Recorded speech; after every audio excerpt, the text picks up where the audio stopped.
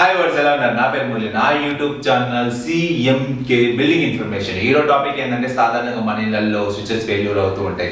అటువంటి switches failure కాకుండా మన ఇంట్లో మనం తీసుకోవాల్సిన జాగ్రత్తలు ఏంటి, అలాగే మన ఇంట్లో ఉన్న లోడ్కి ఏ స్విచ్ సాకెట్ కరెక్ట్గా సూటబుల్ అవుతుంది అండ్ అలాగే స్విచ్ సాకెట్ ఏ లోడ్ వేసుకుంటే మన ఇంట్లో మన వస్తువులు సేఫ్గా ఉంటాయి అనేది ఈ రోజు ఈ వీడియోలో మీకు ఎక్స్ప్లెయిన్ చేయబోతున్నాను. అలాగే ఎక్స్ప్లెయిన్ చేయడమే కాకుండా ఈ ఇన్ఫర్మేషన్ మీకు ఖచ్చితంగా ఉపయోగపడుతుందని అనుకుంటున్నాను. ఒకవేళ మీకు ఇన్ఫర్మేషన్ ఉపయోగపడుతుంది అంటే ఎండింగ్ దాకా ఈ వీడియో చూడండి. ఎండింగ్ దాకా వీడియో చూస్తే తెలుస్తుంది మీకు ఎంత ఇన్ఫర్మేషన్ మేము ఇస్తున్నాం అనేది. అలాగే ఫస్ట్ టైం చూసారు ప్లీజ్ సబ్స్క్రైబ్ చేసుకోండి, ఎందుకంటే మీరు సబ్స్క్రైబ్ చేసుకుంటే నాకు సపోర్టివ్గా ఉంటుంది. నేను ముందు చేసే వీడియోలు అంటే మీ ఇంట్లో ఉండే సమస్యల్ని నేను వీడియో రూపంలో అయితే చేస్తూ ఉంటాను. అంటే అదే ప్లంబింగ్ వర్క్ కావచ్చు, ఎలక్ట్రికల్ వర్క్ కావచ్చు, సంథింగ్ ఏదైనా కూడా మీ ఇంట్లో ఎటువంటి ప్రాబ్లమ్స్ ఉన్నా అంటే ఎలక్ట్రికల్లో, ప్లంబింగ్లో, శానిటరీలో మీ ఇంట్లో ఏదైనా సమస్య ఉన్నా కూడా నాకు కామెంట్ రూపంలో తెలియజేస్తే ఖచ్చితంగా దానికి నేనైతే ఒక వీడియో చేసి లేదంటే మీకు దానికి ఎట్లా మీరు ఆ సమస్యను అధిగమించాలా అని చెప్పి మీకైతే ఇన్ఫర్మేషన్ ఇస్తాను. ఆ ఇన్ఫర్మేషన్ ఇవ్వడమే కాకుండా దానికి మీ ఓన్గా మీరు దాన్ని క్లారిఫై చేసుకోవడానికి కూడా కొన్ని సలహాలు అయితే ఇవ్వగలుగుతాను.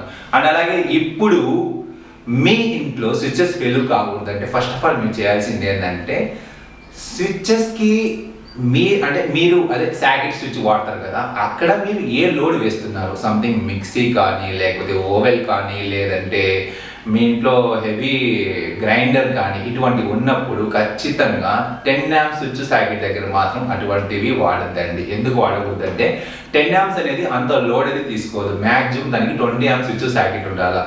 ఒకవేళ మీరు ఏమైతుందిలే పోయి పెట్టేస్తే జరిగిపోతుంది కదా అంటే అది వర్క్ అయితే అప్పటికప్పుడే అవుతుంది, కానీ ముందుకు మాత్రం ఖచ్చితంగా స్విచ్ ఫెయిల్యూర్ అయిపోతుంది. స్విచ్ ఫెయిల్యూర్ అయినప్పుడు ఏమైతుందంటే ఆటోమేటిక్గా ఎలక్ట్రికల్ వైర్లు అంటే కరెంటు డైరెక్ట్గా రావడమా లేకపోతే కరెంటు అప్ అండ్ డౌన్ అంటే స్విచ్ ఫెయిల్యూర్ అయినప్పుడు అప్ అండ్ డౌన్ కావడం అలా జరుగుతాయి. కాబట్టి అలా జరిగినప్పుడు మీ ఇంట్లో వస్తువులు కాలిపోతూ ఉంటాయి. ఖచ్చితంగా మీరు తెలుసుకోవాల్సింది ఏంటంటే మస్ట్ అండ్ షుడ్గా మీ ఇంట్లో హెవీ ఉండే ఏదైనా grinder, mixie plus oven and washing machine and ఇది గ్లీజర్ ప్లస్ హీటర్ ఇటువంటివన్నీ వచ్చి 16 amp సాకెట్. అంటే 16 amp సాకెట్ అంటే ఇప్పుడు వచ్చే సాకెట్స్ ఎలా ఉన్నాయంటే ఇంతకుముందు మనం ఏం చేస్తున్నామంటే మోడలర్ స్విచెస్ అండ్ సాకెట్స్ రాకముందు ఎస్ఎస్ కమాండర్ అయితే వాడుతూ ఉండేవాళ్ళం. ఇప్పుడు మోడలర్ స్విచెస్ వచ్చాయి కాబట్టి మోడలర్ స్విచెస్లో 16 amps అండ్ 20 amps అంటుంది. 16 amp సాకెట్ ఈ విధంగా ఉంటుంది. ఈ 16 amp సాకెట్లో మీరు ఏమి పెడతారంటే గ్లీజర్, హీటర్ అండ్ అలాగే వాషింగ్ మిషన్ అండ్ అలాగే rice cooker and heavy grinder వీటన్నిటిని ఇటువంటి సాకెట్ అంటే 16 amp సాకెట్ మోడల్ ఈ విధంగా ఉంటుంది. ఈ విధంగా ఉండేదాంట్లోనే అటువంటి వస్తువులను అయితే మీరు పెట్టుకోండి. అటువంటి వస్తువులు ఇటువంటిలో కాకుండా మీరు పొరపాటున ఇటువంటి సాకెట్లు అయితే పెట్టినట్లయితే అప్పటికప్పుడు వర్క్ చేస్తుంది, కానీ ఖచ్చితంగా ఇది ఫెయిల్యూర్ అయిపోతుంది. ఫెయిల్యూర్ అయిపోవడమే కాకుండా కరెంట్ అప్ అండ్ డౌన్ రావడం వల్ల మీరు వాడుతున్న వస్తువులు ఖచ్చితంగా ఫెయిల్యూర్ అయిపోతాయి. అంటే అదే ఐ థింక్ రిపేర్ వచ్చేస్తాయి. రిపేర్ రావడం ప్లస్ వచ్చి సాకెట్ కాలిపోవడం మళ్ళీ మీకు వర్క్ పెరిగిపోవడం ఇవన్నీ జరుగుతాయి. కాబట్టి మీరు మస్ట్ అండ్ షుడ్గా తెలుసుకునే విషయం ఏంటంటే ఖచ్చితంగా మీ ఇంట్లో హెవీగా ఉండే ఏ వస్తువునైనా కూడా 16 amp సాకెట్లు అయితే పెట్టుకోండి. అండ్ 16 amp సాకెట్లు పెట్టడమే కాకుండా 16 amp సాకెట్ దగ్గర 16 amp స్విచ్ అంటే 20 amp స్విచ్ అంటే స్విచ్ ఇలా ఉంటుంది. 20 amp స్విచ్ అంటే ఇలా ఉంటుంది. ఈ స్విచ్, ఈ సాకెట్ ఇవి రెండు హెవీగా ఉండే వస్తువులు, మీ ఇంట్లో ఉండే హెవీగా వస్తువులు ఇటువంటి వాటిలో అయితేనే మీరు ఇటువంటి సాకెట్లు అయితే పెట్టుకొని దాన్ని వర్క్ చేసుకోండి. ఇటువంటి సాకెట్లో కాకుండా మీరు ఇప్పుడు ఇంతకుముందు చూపించిన సాకెట్లు పెట్టుకొని వర్క్ చేసినట్లయితే ఖచ్చితంగా సాకెట్ అండ్ మీరు వాడే వస్తువు కూడా ఫెయిల్యూర్ అయిపోతాయి. ఖచ్చితంగా ఇదైతే మీకు ఉపయోగపడుతుంది. అంటే జస్ట్ ఒక ఐడెంటిఫై అంటే తెలుసుకోవాలి కదండి, ఇంట్లో మనం ఏం వాడుతున్నాం ఏం కదా, ఏదో ఎలక్ట్రీషియన్ వర్క్ చేసేసాడు మాకు హ్యాండ్ ఓవర్ చేసేసి వెళ్ళిపోయాడు అని చెప్పేసి మీకు తెలియకుండా మీరు ఈ సైకిల్ ఏది వాడాలో ఇంకొక సైకిల్ ఏది వాడో తెలియకుండా ఆ సైకిల్లో వాడే వస్తువు దీంట్లో వాడే వస్తువు దాంట్లో పెట్టుకోవడం వల్ల సైకిల్ స్విచెస్ ఫెయిల్యూర్ అయిపోతే అలాగే మీకు కూడా ఖర్చు పెరిగిపోతుంటుంది. కాబట్టి ఖచ్చితంగా మీరైతే తెలుసుకోండి.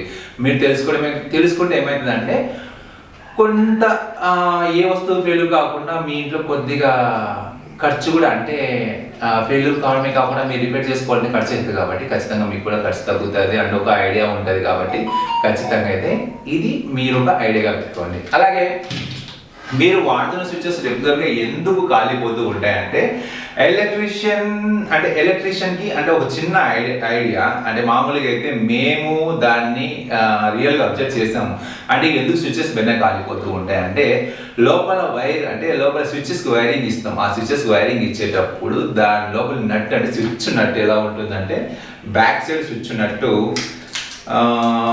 ఫేస్ ఇచ్చినప్పుడు దాని బ్యాక్ సైడ్ స్విచ్ నట్టు అంటే ఇక్కడ నట్టు వస్తుంది. ఈ నట్టు లోపల వైర్ పెట్టినప్పుడు ఆ వైర్కి ఈ నట్టు కరెక్ట్గా టైట్ చేసుకోవాలి. ఈ నట్టు కానీ టైట్ చేయకపోతే స్పార్క్ అయ్యి ఏమైతే స్విచెస్ కాలిపోయే ప్రమాదం ఉంది. స్విచెస్ కాలిపోతాయి కాబట్టి ఖచ్చితంగా ఎలక్ట్రీషియన్ అంటే ఎలక్ట్రికల్ వర్క్ చేసేవాళ్ళు ఒకవేళ ఈ వీడియో చూస్తూ ఉంటే ఎలక్ట్రీషియన్ వర్క్ చేసేవాళ్ళు ఖచ్చితంగా మీకు తెలిసే ఉంటుంది. మళ్ళీ దీన్ని ఎక్స్ప్లెయిన్ చేయాల్సిన అవసరం లేదు. కానీ ఒక చిన్న ఐడియా మీకు ఇస్తున్నాను. ఖచ్చితంగా స్విచెస్ వెనక పక్క వైర్ పెట్టిన తర్వాత ఖచ్చితంగా స్క్రూ డ్రైవర్తో ఆ స్క్రూని టైట్ చేయండి. ఒకవేళ స్క్రూ టైట్ చేయకపోతే ఏమైందంటే స్విచ్ వెలకపోవడమో లేకపోతే ఆ స్విచ్కి సంబంధించిన లైట్ వెలకపోవడమో ఫ్యాన్ వెలకపోవడం జరుగుతుంది. అండ్ అలాగే ఎందుకు వెలగలేదబ్బా అని మనం తలకాయ కొట్టుకోవాల్సి వస్తుంది. అటువంటివి ఏం జరగకూడదు అంటే ఫస్ట్ ఆఫ్ ఆల్ మీరు వైర్ వేసిన తర్వాత ఆ నట్టు టైట్ చేసుకోండి. నట్టు టైట్ చేయడమే కాకుండా ఎప్పుడైనా కాడ ఒక గుర్తు పెట్టుకోండి. మీరు ఆడవాళ్ళు ఏం చేస్తారంటే ఎస్పెషల్లీ ఆడవాళ్ళు ఏం చేస్తారంటే కిచెన్లో ఉన్నంతసేపు సింక్ దగ్గర నీళ్లు కడగడము లేకపోతే బాగా అంటే మీ స్టవ్ను కడుక్కోవడము అండ్ మీ గ్యాస్ బండ మొత్తం కడుక్కుంటున్నప్పుడు మీ చేతులు తేమగా ఉంటాయి. పొరపాటున కూడా తేమ చేతులతో స్విచ్ ఆన్ చేయడం మాత్రం చేయొద్దండి. ఏమైతే అదే పై స్విచ్ ఆన్ చేస్తే ఏమైతే అని చెప్పి అనుకుంటే పొరపాటు. ఎందుకంటే అప్పుడే కరెంట్ షాక్ తగిలే ఛాన్సెస్ ఉన్నాయి. కాబట్టి ఖచ్చితంగా ప్రతి ఇంటి ఆడవాళ్ళు, ఎందుకంటే మీరు ముఖ్యం కాబట్టి, మీరు లేకపోతే మా లైఫ్ లేదు కాబట్టి ప్రతి ఇంటి ఆడవాళ్ళు తెలుసుకోవాల్సిన విషయం ఏంటంటే మీరు ఎప్పుడైనా కూడా గ్యాస్ దగ్గర కానీ సింక్ దగ్గర వర్క్ అయిపోయిన తర్వాత చేతులను ఒక టవాల్తో కానీ ఏదైనా పొడి అంటే మీ దగ్గర మీకు తెలియదు అంటే ఏం లేదు, బాగా చేతులను అయితే డ్రైగా పెట్టుకొని స్విచెస్ ఆన్ చేయండి. పొరపాటున కూడా తేమతో ఆన్ చేయొద్దండి. ఆన్ చేస్తే షాక్ తగిలి కొద్దిగా ప్రమాదం జరగవచ్చు. కాబట్టి ఖచ్చితంగా ప్రతి ఒక్క ఆడవారికి చిన్న విజ్ఞాపన, మీరు ఖచ్చితంగా అయితే మీ పొడి చేతులతోనే స్విచెస్ని కంట్రోలింగ్ చేసుకోండి. అలాగే చాలా మంది అంటుంటారు స్విచెస్ స్పార్క్ ఎందుకు వస్తూ ఉంటాయని. స్పార్క్ ఎందుకు వస్తాయి అంటే స్విచ్ చేసిన తర్వాత స్పార్క్ వస్తుంది సార్, అది లైట్ వెలుగుతుంది నైట్ పూట అంటే అక్కడ ఏం జరుగుతుందంటే స్విచ్ వేస్తానే అంటే మామూలుగా అయితే పైన కంట్రోలింగ్ ఉంటుంది, కింద ఫేస్ రన్ అవుతూ ఉంటుంది. స్విచ్ 2 హోల్స్ అయితే ఉంటాయి, పైన కంట్రోలింగ్ కింద ఫేస్ వెళ్తూ ఉంటుంది. కాబట్టి మీరు స్విచ్ ధనాన్ని ఆన్ చేసినప్పుడు ఆటోమేటిక్గా ఇక్కడ నుంచి కరెంట్ ఇక్కడ సప్లై అయ్యేటప్పుడు స్మాల్ స్పార్క్ అయితే ఏర్పడుతుంది. దానివల్ల పెద్ద ప్రమాదం అయితే ఏమీ లేదు. దాన్ని చూసి మీరు భయపడాల్సిన అవసరం లేదు. ఓకేనా? నేను చిన్న ఇన్ఫర్మేషన్ ఇచ్చే వీడియోస్ చేస్తున్నాను కాబట్టి ఈ వీడియోని ఇంతటితో సమాప్తం చేస్తున్నాను. ఎందుకంటే ఇంతకన్నా ఎక్కువ చెప్పాల్సిన అవసరం లేదు, చెప్పే టాపిక్ కాదు. కాబట్టి ఇంతటితో దీన్ని సమాప్తం చేస్తున్నాను. ఒకవేళ మీకు ఈ వీడియోలో నా ఇన్ఫర్మేషన్ మీకు నచ్చినట్లయితే లైక్ చేయండి. ఎందుకంటే ఇంత దాకా చూసారు కాబట్టి లైక్ చేస్తారు అనుకుంటున్నాను.